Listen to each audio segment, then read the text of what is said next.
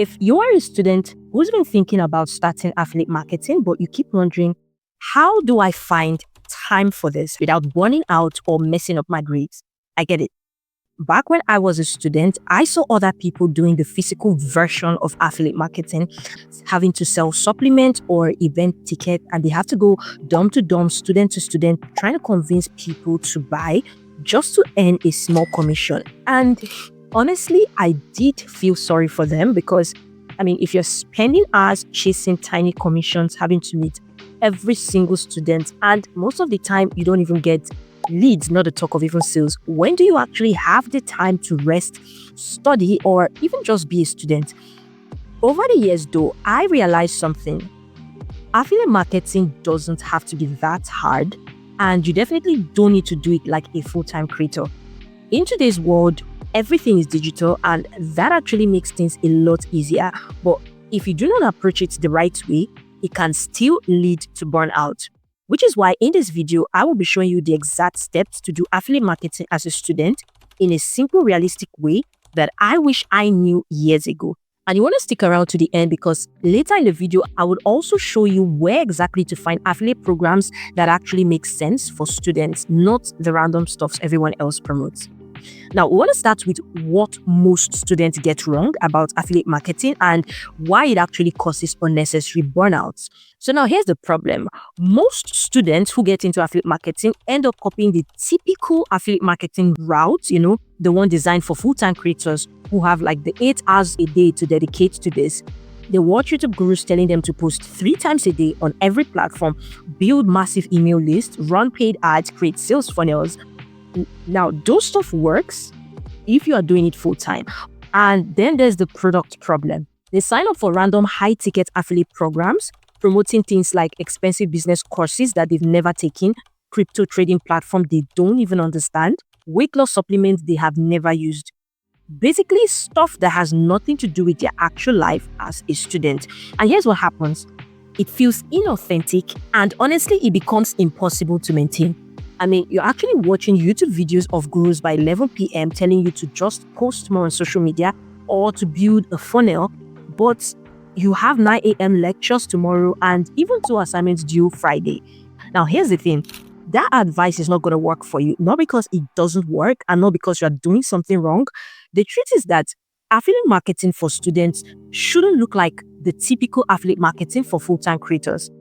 It needs to be simpler, it needs to feel more natural and actually fit into your life as a student, not take over it. So let me show you the mindset shift that changes everything.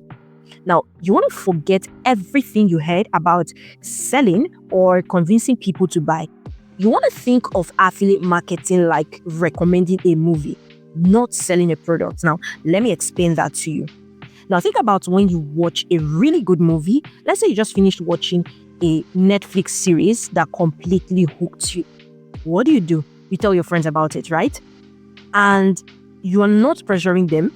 You're not forcing them to watch it. You're simply just saying something like, bro, I just watched this movie and the plot twists were insane. It's about blah, blah, blah. And you say a brief summary about the movie. And you say something like, oh, if you're into thrillers, I think you are going to really love this movie. You should definitely check it out. That's just it. No pressure, no begging. It's just a genuine recommendation. Now, that is exactly how affiliate marketing should feel as a student. You're supposed to use something that genuinely helps you. It could be a productivity app, a study tool, or even a course, and you share it the same way you would recommend a movie. You want to talk about what it does, how it helped you, and you simply give a gentle nudge by saying you should check it out too. When you recommend things that you actually use and enjoy, it doesn't feel like work, it feels like helping.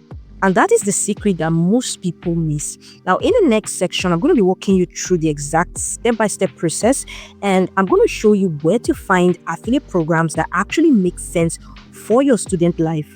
Now, let's get into it. First of all, you need to pick one student-relevant niche.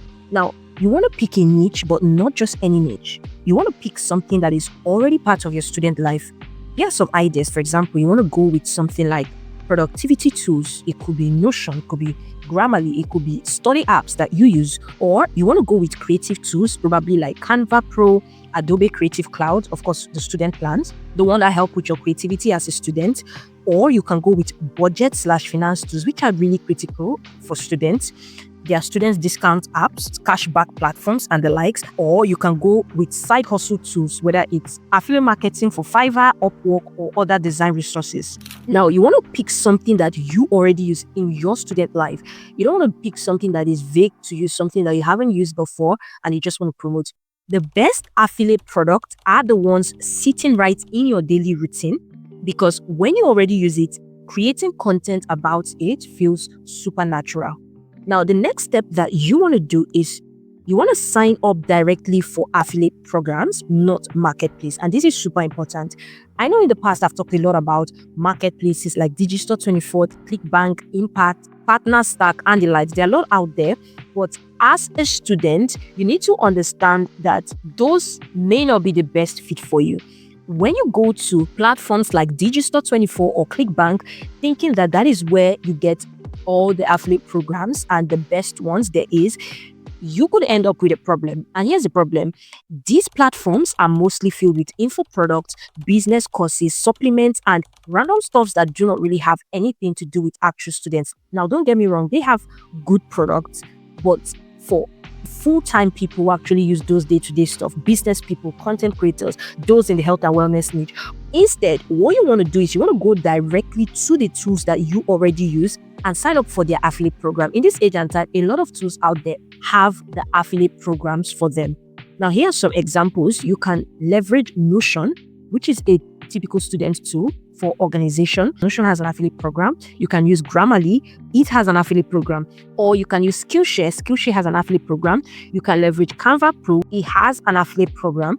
Amazon Associates for physical products that students use, whether they're getting books, they're getting stationaries, they're getting tech, they're getting students' typical needs. You can leverage Amazon for that. It has an affiliate program. These are just a few examples. There are a whole lot out there. So if it's a tool that you use, that you typically leverage on, you can simply search on Google to find out if they have an affiliate program and simply sign up for it.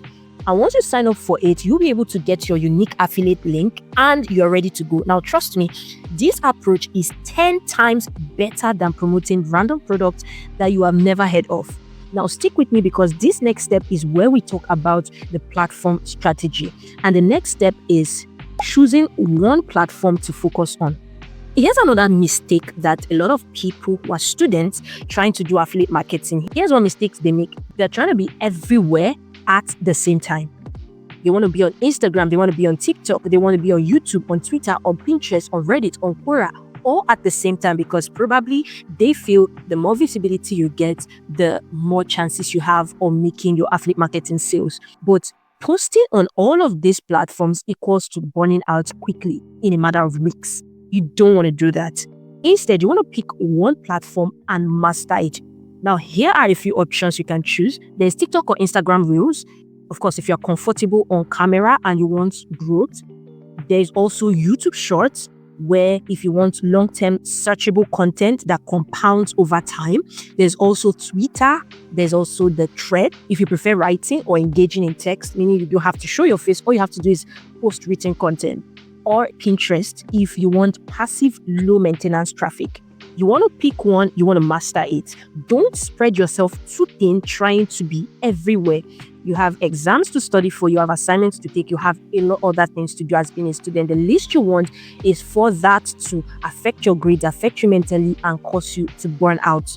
Now, the next step you want to do is create casual, value-first content, not salesy posts. Now, when you're talking about content, you're not trying to make ads. You're not trying to be over professional. You're making content that you yourself you'd actually watch. And in this age and time, content has become super flexible.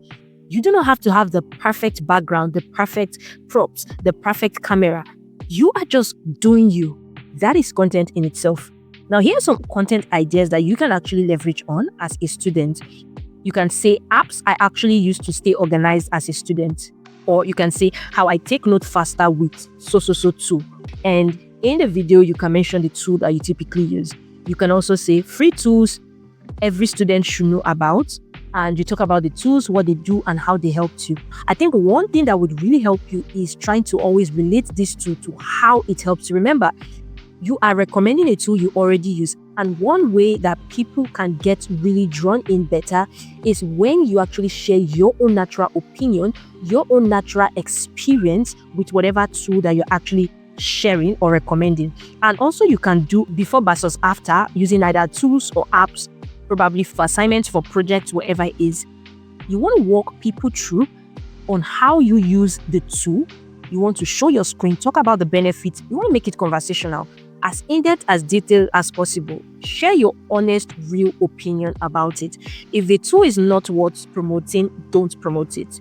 It helps to build trust, make people see you as relatable, and that way actually strengthens your recommendation of whatever tool that you promote. Now, when your content actually feels helpful instead of salesy, people actually trust your recommendation, and that is when they click your link. And the fifth step is you want to batch content to fit your schedule. Now, after all these things I've talked about, you may be wondering, how do I come about the content and having to balance school life? One thing you want to do is you want to be conscious of time management. Remember, you're a student, and here's the student-friendly workflow. You need to have a batching strategy, super important. Now, you can simply pick one free afternoon or Sunday, whatever spare time you have, and you want to create 5 to 7 short videos or posts in one sitting.